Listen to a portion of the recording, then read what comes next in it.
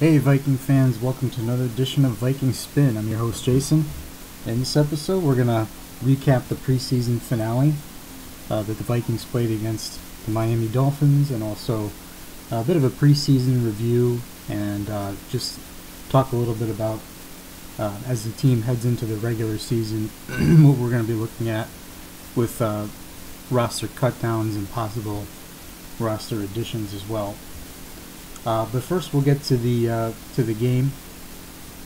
Taylor Heineke got the start at quarterback yesterday. Heineke has been playing through pain here the last couple of weeks, and I think that's why he started a little slow, but then he got himself into a good rhythm in the second quarter, threw a touchdown pass, and did it while he played hurt. So I think Taylor Heineke continued to impress, and he's made a strong case to be on the 53-man roster as the third quarterback this season. So that was a good showing for him, I thought. Also, on the positive side, I thought Tayshawn Bauer looked good again, as did Eric Wilson and Jaleel Johnson, as well as Anton Exum. So those guys, those four defenders, have been having a nice camp and preseason for themselves, all making their case to be on the roster. I think Bauer's got that fourth defensive end spot locked up. Eric Wilson is looking good. Exum is definitely, in my opinion, the number 3 safety. And Jaleel Johnson, I think, has made a really good case to get some reps with the first team defense. I mean, especially in the base 4-3 against the run, I think that's the way the Vikings should go. And I hope they will do that sooner rather than later. Obviously, on the negative side, they lost the game, but as I always stress in preseason, you never get too high or too low on preseason wins or losses, because especially with a team like the Vikings that is a contender for the playoffs, they're not going to show their hand. They're not going to do much game planning. Whereas a team like, say, like last week with the 49ers, when people were remarking on the first half there with the starters, that's a team that had not gotten into a rhythm. They've got a first-year head coach, and they actually look like they game planned against the Vikings. So, but as far as other individual performances, I would say Marshall Kane did not do himself any favors with the missed extra point there. I think Kai Forbath won the job. He went out and kicked a field goal. And he hasn't missed any field goals since becoming a Viking, either in a regular season last year or in preseason this year. So I think Forbath won the job, and I expect Kane to be cut. Ryan Quigley had a really good night punting, so I think that's probably the end for Taylor Semenk. That's my guess. And then some other players to remark on. I thought Aviante Collins didn't have the greatest night. He had a costly penalty. Looked okay from time to time, but we'll have to see if that's enough to get him to the practice squad or not. I thought Kentrell Brothers looked alright on special teams, but he looked a little slow on defense. Eric Wilson looks a lot better if I'm picking a backup linebacker. So,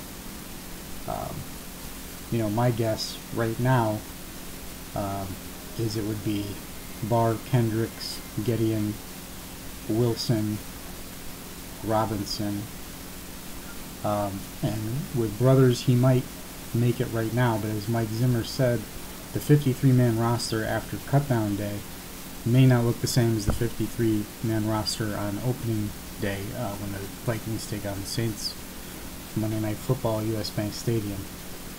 So weak side linebacker is a position I could see the Vikings going outside of their roster to find, as well as nickel cornerback, because you saw Mackenzie Alexander. Boy, oh boy, what a bad penalty that was. He had, Mac. He's had a tough preseason. Against Seattle, he got roasted. And then in this game, where he's playing good coverage, then he couldn't, he couldn't keep his emotions in check, and he taunted the Dolphins receiver, and the Vikings got a penalty. And so instead of it being 4th down, they have to kick a field goal. Now it's an automatic 1st down, and the next play they get a touchdown. So, can the Vikings rely on Mackenzie Alexander to be in 60 to 70% of the defensive snaps? I would say, even though he's improved over last season, I wouldn't trust him out there just yet. I'm hoping the Vikings will go with Terrence Newman or bring in another cornerback. I know I've mentioned Leon Hall in the past. Also, Ron Brooks has been released from the Eagles. 28 years old, got solid experience in the nickel, was a cap casualty. Originally ran a 4.37 40-yard dash, which is actually faster than Alexander's time. Wouldn't mind seeing a guy like him get picked up, because I think Mac needs another year of seasoning before he's ready to go out there. I mean, he does flash coverage skills. Like he was playing tight coverage yesterday, and also in the Bills game. But mental errors like that, and then he'll have really bad games like he did against Seattle, where he just looks lost. I don't think he's ready, for the nickel corner spot. The Vikings had Captain Munnerlyn there for several years, and you could always count on him to be where he needed to be. Wasn't getting called for really stupid penalties that are easily avoided. So I think the Vikings have got to, they want to keep their defense as strong, at least as strong as it was last season. So that's going to be important here as we go forward to look at what happens after cutdowns. I thought Mitch Leidner had a decent night for a guy that, he's a 4th-string quarterback. He had barely any time to practice. He looked all right for what he had with time to prepare. Certainly, and didn't light the world on fire, but maybe he has practice squad potential. We'll have to see how that shakes out. Speaking of the practice squad, I thought a couple of guys, actually 3 different players, I think made a case. And one of them jumped up on my radars, probably knocking off Boringer. That would be Caleb Jones. He had a heck of a night catching the ball. He made a lot of plays. He's a big physical receiver, went up and got the ball, ran good routes, got himself a touchdown. He was making clutch plays all night, and I think he has made a case for himself to get onto the practice squad. Some other players that did, I've mentioned that I think that newbie at running back probably deserves a look there, and then Bronson Hill came in last night and looked good too, so that's going to be a tough decision there. How many running backs do you keep on a practice squad? Do you keep 1, do you keep 2? So a lot of these guys were out there auditioning and just trying to show what they've got, and a lot of these spots will be practice squad spots, but who showed that they're worthy of occupying that spot last night? Some guys that I don't think showed that were Sam Brown. He had a terrible night at corner, as did Jabari Price, who I thought was playing well before last night, but just was absolutely awful in coverage last night, and I mean, it wasn't even close. So I think the Vikings found out some things about certain players who is, on the bottom end of the roster, who is consistently playing well and showing an upward progression. And I would say that is true for players like Deshaun Bauer, Eric Wilson, Antone Exum, Julio Johnson. These guys are ascending on a consistent basis, whereas you have somebody like Jabari Price is just, pretty inconsistent. So, you begin to learn about these guys and what they might bring to the table. And then, overall, in the preseason, I think the Vikings, there were some positives and negatives. Again, I can't stress enough about the preseason and how they don't game plan and how starters don't play for 4 quarters. So I'm not going to read too far into this, either positively or negatively. But I did see some basic things that you can take out of preseason where you could say that Dalvin Cook is a legitimate 3-down running back. He proved that over and over again, game plan or no game plan. You can either catch the ball or you can't. You either have those running instincts or you don't. So I really liked what I saw out of him. It looks like the Vikings are still trying to figure out who the 5 guys on the offensive line will be.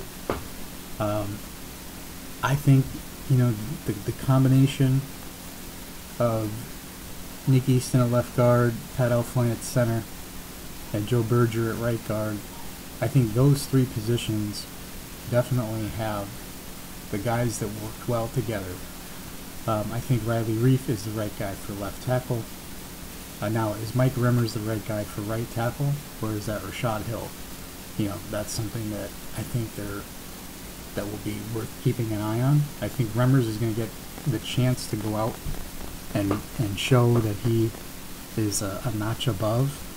Alex Boone might even get the chance to show that he still deserves to be the starting left guard, because when you put it into full perspective, Boone did have a decent year last season, and maybe it's jumping the gun to say that he lost his job to Nick Easton, but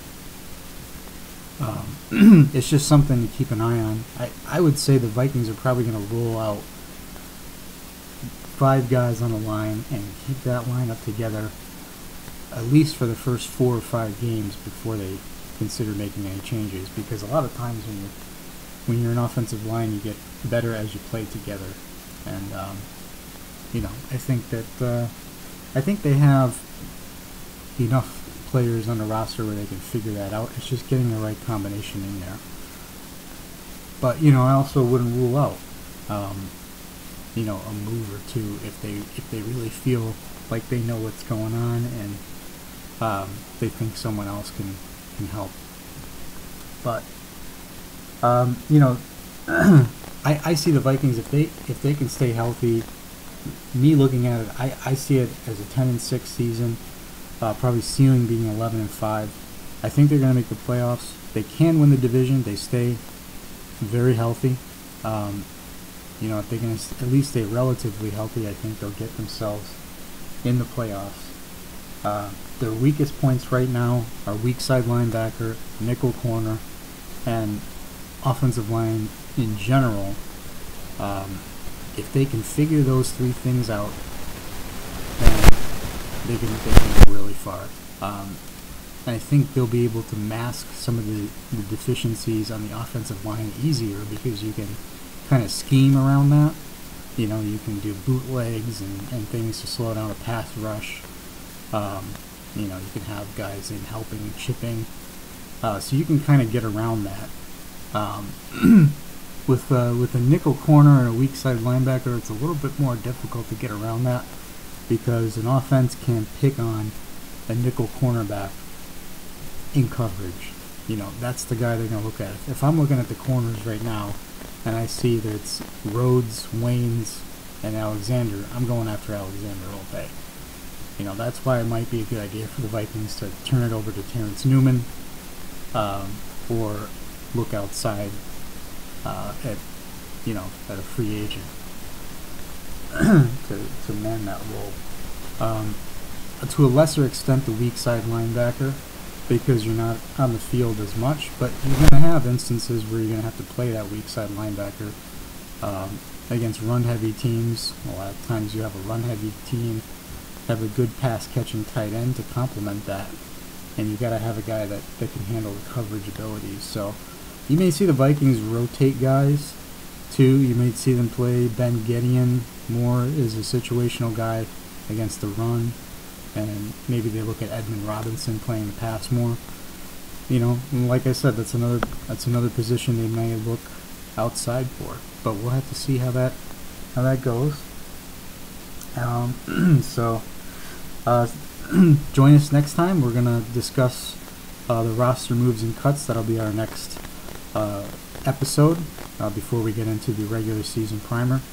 So I thank you guys for tuning in, and we'll see you next time. Take care.